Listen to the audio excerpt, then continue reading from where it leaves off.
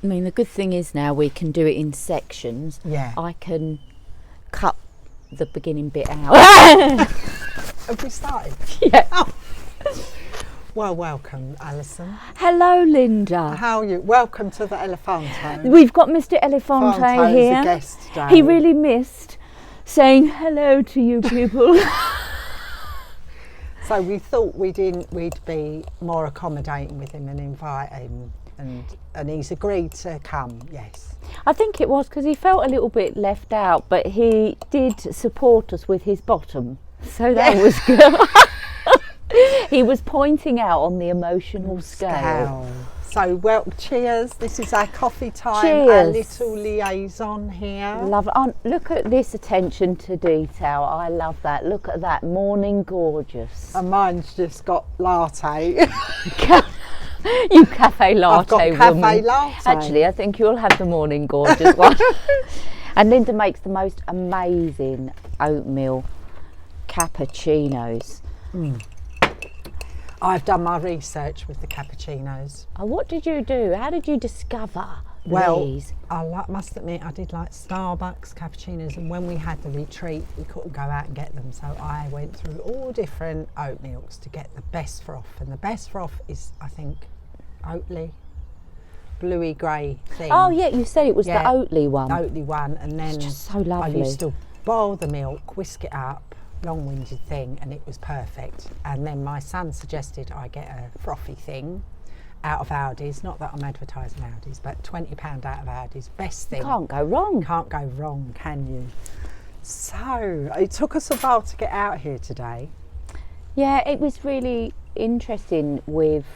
I did a little video yesterday. I was just saying to Linda about how I had that client that had that neck pain, and also she felt this tightness in her throat, and she put the EFT down to the actual massage, which made her feel better, but actually being able to release and say how she really feels made such a difference. Yes, definitely, because I can remember when you was having the label tinnitus. Oh gosh, yeah, I forgot remember? about that. Oh my goodness. Do you know, I don't even think I've ever shared that, apart from without the EFT group. Because look at that, all the emotional trauma around the label tinnitus, and at that time I was supporting a guy who had been labelled the same. Yes. And what was happening for him, and I think it was happening to you, was the fear of the sound. He did not, soon as he got the high-pitched sound, he went into fear, and he was so anxious about it because somebody said he's going to have, the doctor said this will be with you for the rest of your life, and he was only a young guy. And then once we worked with the emotion from that, because while he was having the tinnitus, he was in this part of the emotional scale. I'll get the elephant to move his Move bum. your bottom, elephant. In this part of the scale. So he was fearful all of the time. So he was almost, when it started, because I guess not having tinnitus, but I guess you can explain that it goes up and down, doesn't it? I guess the sound. It's awful. It's like you get this. It started off where I said to Neil, I said, oh God, that radiator's making a bloody noise. And he went, well, what? Well, I can't hear anything. And it was like I had this humming in my ear. It was awful, but it was like, it wasn't within your ear. It was like it was projected out. And I thought, well, why is that affecting? And I couldn't understand why no one else could hear it. So it's like, it's dissociated, it's there, but you can't control it. And like you said, 1 minute it went from like a really high pitch to then a low pitch, and as I often laugh about, it was like having Mariah Carey in me. It's like 24, oh my goodness. But also it's intrusive, isn't it, into your life, because you could be sitting there, I guess, and then the sound comes in. But it was amazing working with you and this young guy at the same time, because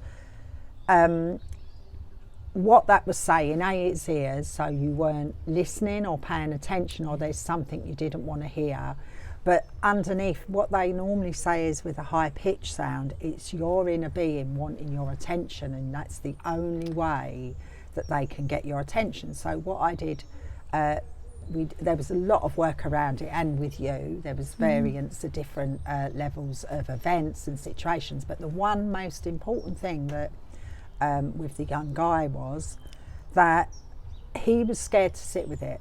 Every time it happened, he wanted to get on the phone to me, or can we have a Zoom call? I can't clear it, because he was scared. So when he came over, I literally turned the music off, the sounds off. I didn't talk and just got him to tap and just sit with it and say to him, what is the intensity? 0 being the best and 10 being the worst. It's 10. I said, keep breathing, just take a breath. Are you okay to sit with it? And he tapped. He did the tapping, not me. He tapped, took a breath. What is it now? 8. Carried on tapping, and he got right down to 0. And he was amazed, and I said, well, you cleared that, not me. So what happened, the fear of it had been eliminated, because he now knew, had the experience, that he could clear it himself. And all it was, that part of him who was disconnected, you can call it inner being, soul, spirit, whatever you want to call that part, wanted him to reconnect and get into alignment and calibrate, keep using the wrong word, calibrate. So once he calibrated, then he was flying, wasn't he then? And I haven't heard from him for a while. Haven't heard I know. from him for a while. Haven't heard from him for a while. But that says to me that everything's okay. Yeah. Well, I know I couldn't believe when all of a sudden it was almost like when I accepted it was there. Then now the weirdest thing is, if something feels uncomfortable, and do you remember you said it's something telling you? Yeah. It's almost like, wow, actually use your body telling you that something's wrong. Because it wants your attention to it, rather than, I suppose, it'll go, ignoring it. And that's what I've learned over my experience. So I'm just going to quickly check it is recording. Oh yes, just checking. I'm really lucky, because if I feel that I don't want to talk, I can just hide behind the post. See, all you can see is my body now, I think. But I can see your beautiful legs, lady. So yeah, I've just noticed that I had a pillar there, so I can move. No, we don't want you to go. So yeah, so it's I think of the experience of myself with experiencing rheumatoid arthritis, most people, individuals including myself, when we're in pain, the automatic reaction is we don't want it. We don't, it's hurting too much. We never ever have the inclination to sit with it.